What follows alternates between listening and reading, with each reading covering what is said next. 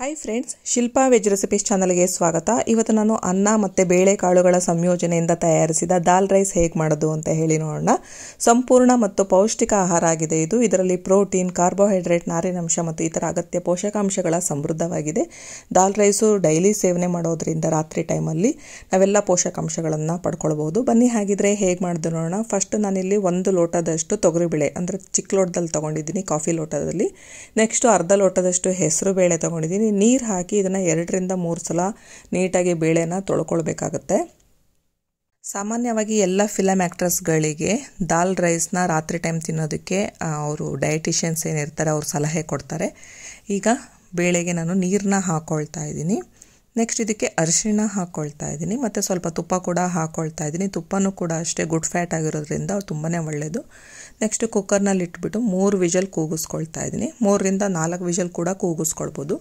ಈಗ ಇದಕ್ಕೊಂದು ಒಗ್ಗರಣೆ ಮಾಡ್ಕೊಳ್ಳೋದನ್ನ. ಇದಕ್ಕೆ ಫಸ್ಟು ನಾನು ಸ್ವಲ್ಪ ಎಣ್ಣೆ ಹಾಕ್ತಾ ಇದ್ದೀನಿ, ಜೊತೆಗೆ 1 ಸ್ಪೂನ್ನಷ್ಟು ತುಪ್ಪ ಹಾಕ್ಕೊಳ್ತಾ ಇದ್ದೀನಿ. ನೆಕ್ಸ್ಟು ತುಪ್ಪ ಎಣ್ಣೆ ಕಾದ್ಮೇಲೆ ಸಾಸಿವೆ ಹಾಕ್ತಾ ಇದ್ದೀನಿ, ಜೊತೆಗೆ ಜೀರಿಗೆ ಹಾಕ್ಕೊಳ್ತಾ ಇದ್ದೀನಿ. ನೆಕ್ಸ್ಟ್ ಈಗ ಇದಕ್ಕೆ ಒಂದು 4 ರಿಂದ 5 ಕಾಳುಮೆಣಸು, ಒಂದು ಸ್ವಲ್ಪ ಕರಿಬೇವನ್ನ ಹಾಕ್ಕೊಳ್ತಾ ಇದ್ದೀನಿ. ನೆಕ್ಸ್ಟ್ ಇಲ್ಲಿ ನಾನು ಒಣಮೆಣಸಿನ್ಕಾಯಿನ ಹಾಕಿದ್ದೀನಿ, ಜೊತೆಗೆ ಇಂಗನ್ನು ಕೂಡ ಹಾಕ್ಕೊಳ್ತಾ ಇದ್ದೀನಿ. ಇದಿಷ್ಟನ್ನು ಹಾಕಿ ಫ್ರೈ ಮಾಡಾದಮೇಲೆ ನಾನು ಸಣ್ಣದಾಗಿ ಕಟ್ ಮಾಡ್ಕೊಂಡಿರೋ ಅಂತಹ ಒಂದು ದೊಡ್ಡ ಸೈಜ್ ಈರುಳ್ಳಿನ ಹಾಕ್ಕೊಳ್ತಾ ಇದ್ದೀನಿ. ಈರುಳ್ಳಿಯ ಹಸಿ ವಾಸನೆ ಹೋಗೋ ತನಕ ನಾವು ಫ್ರೈ ಮಾಡ್ಕೊಳ್ಬೇಕು. ನೆಕ್ಸ್ಟ್ ನಾನಿಲ್ಲಿ ಹುಳಿ ಟೊಮೊಟೊನ ಬಳಸಿದ್ದೀನಿ. ಜಾಮೂನ್ ಟೊಮೊಟೊ ಬಳಸೋದಾದರೆ ನಾವು ನಿಂಬೆ ರಸನ ಕೊನೆಯಲ್ಲಿ ಹಾಕ್ಕೊಳ್ಬೇಕಾಗತ್ತೆ. ನಾನಿಲ್ಲಿ 1-2 ಹುಳಿ ಟೊಮೊಟೊನ ಸಣ್ಣದಾಗಿ ಕಟ್ ಮಾಡಿ ಹಾಕಿ ಇದನ್ನು ಕೂಡ ಫ್ರೈ ಮಾಡ್ಕೊಳ್ತಾ ಇದ್ದೀನಿ. ತುಂಬ ಚೆನ್ನಾಗಿರುತ್ತೆ. ಈಗ ಇದಕ್ಕೊಂದು ಹಸಿರು ಪೇಸ್ಟ್ ಮಾಡ್ಕೊಳ್ಳೋಣ. ಇದಕ್ಕೆ ನಾನು ಹಸಿಮೆಣಸಿನ್ಕಾಯಿ ಹಾಕ್ಕೊಂಡಿದ್ದೀನಿ, ಜೊತೆಗೆ ಬೆಳ್ಳುಳ್ಳಿ ಹಾಕ್ಕೊಳ್ತಾ ಇದ್ದೀನಿ. 1 ಇಂಚಷ್ಟು ಶುಂಠಿ ಹಾಕಿ ಇದನ್ನು ಪೇಸ್ಟ್ ಮಾಡಿ ಇಟ್ಕೊಳ್ತಾ ಇದ್ದೀನಿ. ಇದನ್ನು 1 ಸ್ಪೂನ್ನಷ್ಟು ಹಾಕ್ಕೊಂಡ್ರೆ ಸಾಕು. ನೆಕ್ಸ್ಟ್ ಈ ಒಗ್ಗರಣೆಗೆ ಅರಿಶಿಣ ಹಾಕ್ಕೊಳ್ತಾ ಇದ್ದೀನಿ, ಧನಿಯಾ ಪುಡಿ ಅರ್ಧ ಸ್ಪೂನು, ಜೀರಿಗೆ ಪುಡಿ ಅರ್ಧ ಸ್ಪೂನು, ಕಾಳು ಮೆಣಸಿನ ಪುಡಿ 1/4 ಸ್ಪೂನ್ನಷ್ಟು ಹಾಕಿದ್ದೀನಿ. ಈಗ ಹಸಿರು ಪೇಸ್ಟ್ ಏನು ಮಾಡ್ಕೊಂಡಿದೆ ಅದನ್ನು ಕೂಡ ಹಾಕ್ಕೊಳ್ತಾ ಇದ್ದೀನಿ. ಈ ರೀತಿ ಹಸಿಮೆಣಸಿನ್ಕಾಯಿನ ಪೇಸ್ಟ್ ಮಾಡಿ ಹಾಕ್ಕೊಳ್ಳೋದ್ರಿಂದ ದಾಲ್ ಟೇಸ್ಟು ತುಂಬಾ ರುಚಿಯಾಗಿರುತ್ತೆ. ಈಗ ಒಗ್ಗರಣೆ ರೆಡಿಯಾಗಿದೆ. ನೆಕ್ಸ್ಟ್ ನಾನಿಲ್ಲಿ ಬೇಳೆ ಬೇಯಿಸ್ಕೊಳ್ಳೋಕೆ ಇಟ್ಕೊಂಡಿದ್ನಲ್ಲ, ಅದು ಬೇಳೆ ಬೆಂದು ಆಗಿದೆ, ಜೊತೆಗೆ ಪ್ರೆಷರ್ ಕೂಡ ಇಳಿದಿದೆ. ಈಗ ಬೇಳೆನ ತೆಗಿತಾ ಇದ್ದೀನಿ. ಚೆನ್ನಾಗಿ ಬೇಳೆ ಬೆಂದಿದೆ. ಈಗ ಇದನ್ನು ಸ್ಮ್ಯಾಶ್ ಮಾಡ್ಕೊಳ್ಬೇಕು. ಸ್ಮ್ಯಾಶ್ ಮಾಡಿಕೊಂಡ್ರೆ ಟೇಸ್ಟ್ ಇನ್ನೂ ಚೆನ್ನಾಗಿ ಅನಿಸುತ್ತೆ, ಹಾಗಾಗಿ ಸ್ವಲ್ಪ ಸ್ಮ್ಯಾಶ್ ಮಾಡಿಕೊಂಡ್ರೆ ಒಳ್ಳೆಯದು. ಇನ್ ಕೇಸ್ ಈ ಥರ ಸ್ಮ್ಯಾಶರ್ ಇಲ್ಲ ಅನ್ನೋದಾದರೆ ಮಜ್ಜಿಗೆ ಕಡಿಯೋ ಅಂತಹ ಕಡ್ಗೋಲಿಂದ ಕೂಡ ನೀವು ಸ್ಮ್ಯಾಶ್ ಮಾಡ್ಕೊಳ್ಬೋದು.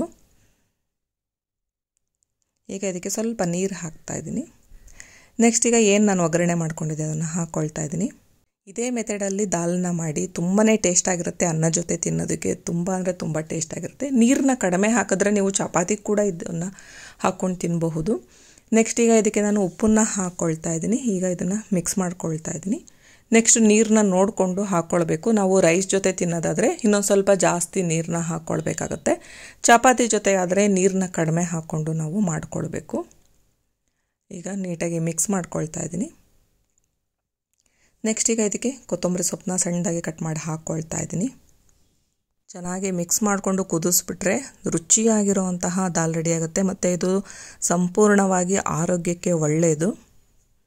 ಈಗ ಕುದಿಯೋದಕ್ಕೆ ಬಿಡಬೇಕು ನಾವು. ಈಗ ನೋಡಿ ಚೆನ್ನಾಗಿ ಕುದೀತಾ ಇದೆ, ನೋಡ್ತಾ ಇರ್ಬೋದು. ಚೆನ್ನಾಗಿ ಕುದಿಯೋಕ್ಕೆ ಬಂದಿದೆ. ಇದು ಚೆನ್ನಾಗಿ ಕುದಿಸ್ಕೊಳ್ಬೇಕು. ಕುದ್ಮೇಲೆ ನಾನು ಸ್ಟವ್ ಆಫ್ ಮಾಡಿ ಇದನ್ನು ಸರ್ವ್ ಮಾಡ್ತಾ ಇದ್ದೀನಿ. ಬೇಕು ಅನ್ನೋದಾದರೆ ಸ್ವಲ್ಪ ಎಕ್ಸ್ಟ್ರಾ ಹುಳಿ ಬೇಕು ಅನ್ನೋದಾದರೆ ನಿಂಬೆ ರಸನ ಹಾಕಿ ಸರ್ವ್ ಮಾಡ್ಬೋದು. ನೀವು ಕೂಡ ಒಮ್ಮೆ ಈ ರೆಸಿಪಿನ ಮಿಸ್ ಮಾಡದೆ ಟ್ರೈ ಮಾಡಿ. ನಿಮಗೆಲ್ಲ ಈ ವಿಡಿಯೋ ಇಷ್ಟ ಆಯಿತು ಅನ್ನೋದಾದರೆ ಲೈಕ್ ಮಾಡಿ, ಶೇರ್ ಮಾಡಿ ಹಾಗೂ ಸಬ್ಸ್ಕ್ರೈಬ್ ಮಾಡಿ. Thank you friends.